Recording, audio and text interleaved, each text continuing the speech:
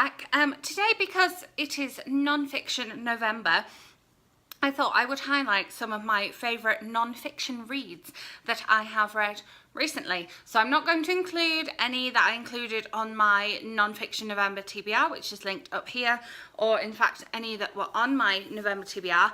However, I am including ones from my October TBR. So I mentioned these briefly in my October TBR video, so again I will leave a link to that one up here for you at some point so that you can go and watch that one if you have missed that one. But I did mention that I would be talking in more detail about these. The first book I want to talk about is one that I received at BookCon, I have a signed copy of, and that is Paperback Crush by Gabrielle Moss. So I got to meet the author. She was wearing an amazing Sweet Valley High blouse dress thing, which was awesome. And this one is the totally radical history of 80s and 90s teen fiction. And I absolutely loved this book. It was so much fun when I was reading it.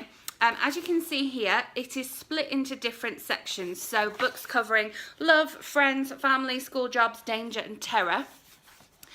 I admit that I wasn't much of a R.L. Stine or point horror fan back in the day, so I did go through terror quite quickly. I think I sort of flipped to it first and then went back and read the other sections, because although the book isn't in chronological order, it does make reference to other sections. So if we're talking about R.L. Stine, for example, writing about a romance, it is then referenced that on page 138, for example, is R.L. Stine books on horror. Some of the things that are talked about in this book I had completely forgotten or had completely gone over my head when I was reading Judy Blume novels or Babysitter's Club books or Sweet Valley High books or watching the TV spin-off shows of those things. I did make a video recently talking about rereading Judy Blume novels, so I will link that up here as well. But this book was just so fantastic. If you have ever read a Judy Blume novel or a Sweet Valley High novel or a Babysitter's Club novel, or, you know, whether you've enjoyed it or not, definitely pick this one up. It deals with from the cover models and, you know, what kind of books they were involved in, to the spin-offs of a certain trope, for example a teen being ill or a teen dying, and how many books are spawned off of that, the different jobs that teenagers had in these books just to make a series keep going, and kind of the longest series of this kind of books as well. Such a good read. I definitely recommend it. If you've dabbled at all in any of those books at any point, pick this up. It's hilarious and informative and entertaining all at the same time. Then another book from Quirk Books that I was sent, and this one is Girl Squad's 20 Female Friendships That Changed History by Sam Maggs. This is aimed at a young adult audience, I would say, perhaps middle grade and young adult, but I really enjoyed it. This one is very similar to Goodnight Stories to Rebel Girls, which is just here, in that it features girls who rocked the boat and made history, but groups of girls, and how girls being friends and sticking together made them stronger than they would have been individually, and how the power of them being 2, 3, 4, 5 multiple women really had an impact in their field. This one as well is also divided into very helpful sections. I'm going to just take the dust jacket off briefly so you can see the beauty of the naked book. I have shared this naked book on Instagram and on a couple of videos so far. It totally matches what I've got going on right here, but aside from that, it's got all these cool illustrations on, which is just a preview of the illustrations that you get in the novel. And again, helpfully, the book is divided into different squads. So you've got athlete squads, political and activist squads, warrior squads, scientist squads and artist squads. Surprisingly, I found that my favourite one was actually scientist squads, which is this one here with this beautiful illustration, just because there were so many women from that group that I had never heard about.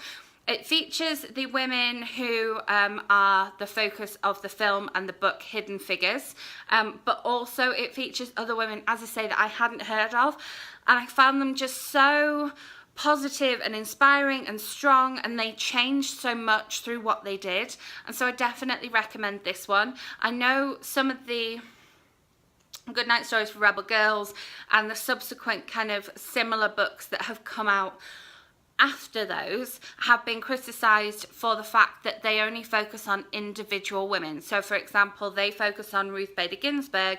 This book focuses on all the women of the Supreme Court.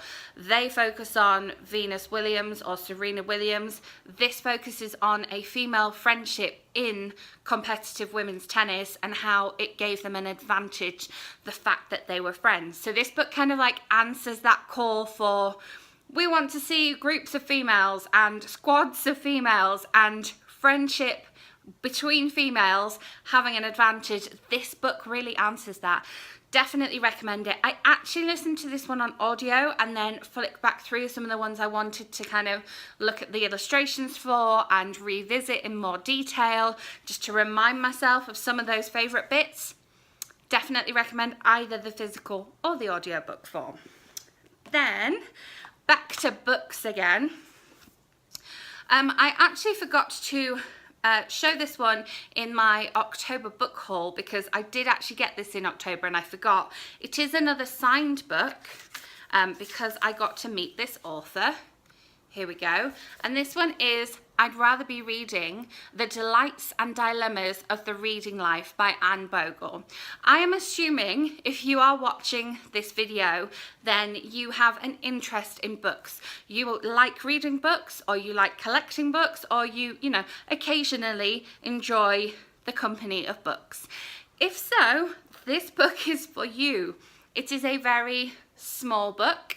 It is a very quick read, and again, I actually did this one on audio, and then I have the physical book which I got signed, and I can flick back through and look at some of my favourite parts. I really recommend doing this on audio. She reads it herself. She has a podcast, so she knows about reading these things out loud, and you really get the passion for books and the joy of that relationship with reading coming through.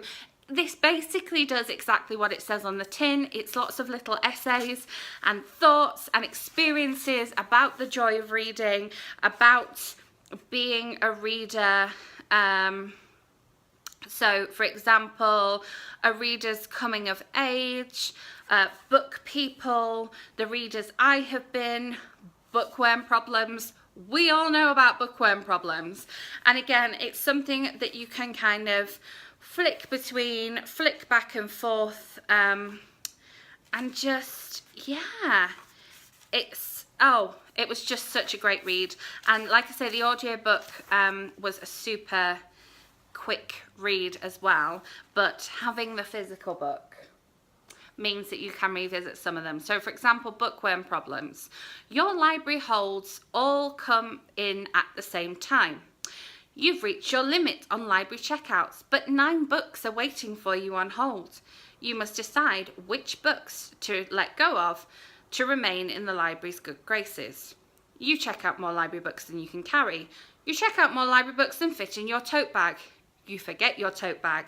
You visit the library in rain that's coming down so hard, your tote bag is powerless against it.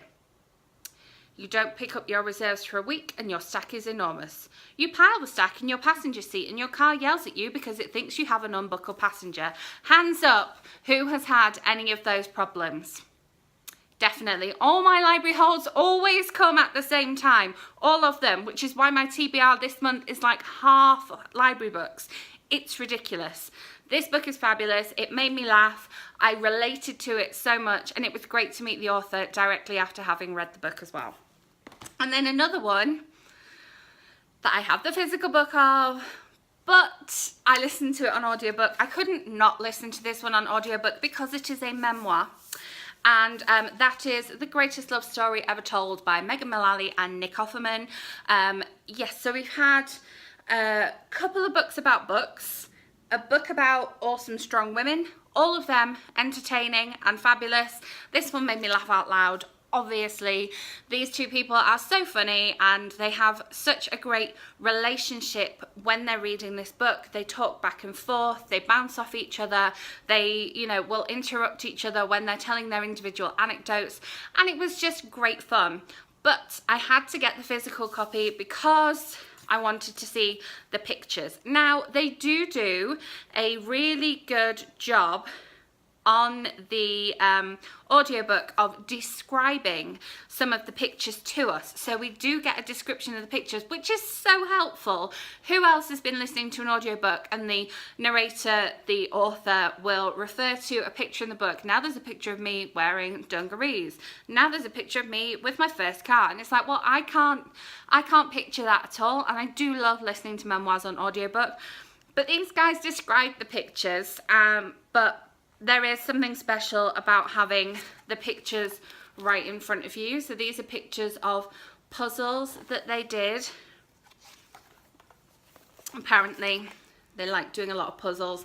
They have one of my favourite pastimes, which is to do a puzzle whilst listening to an audiobook. That is like pure indulgent heaven. I love this illustration as well. And this really is a candid book. They really do talk openly about their relationship and their careers and their relationships before they're in a relationship with each other. They talk about sex, they talk about health, they talk about the past, they talk about the future. It really is an honest, no holds barred account. If you follow either of them on Instagram, you'll have seen some of these pictures already. But it was just a really entertaining book. It was everything I wanted it to be and more. It met my expectations. It exceeded them. If you are looking for a new memoir to pick up, highly recommend the audiobook. But then you may want to get the physical book because of the pictures. If you're in the US, I got this at Target and it was 30% off, so it was almost rude to leave it in the store. So I had the audiobook and the physical book. And yeah, so that is my non-fiction recommendations.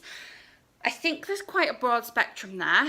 You can look forward to some more non-fiction recommendations coming up towards the end of or just after the end of Non-Fiction November, because as you know, I have 5 books on my TBR which are non-fiction for November, but then as I just mentioned, one of my library books came on hold and it is a non-fiction audiobook, so it is going on there. So there will be at least 6 books that I read in November for non-fiction November, so you can expect some more of these recommendations.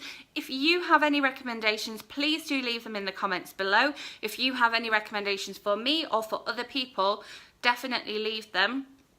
Or if you have read any of these books and have either similar or different opinions to me on them, then definitely leave me a comment below. I would love to chat to you.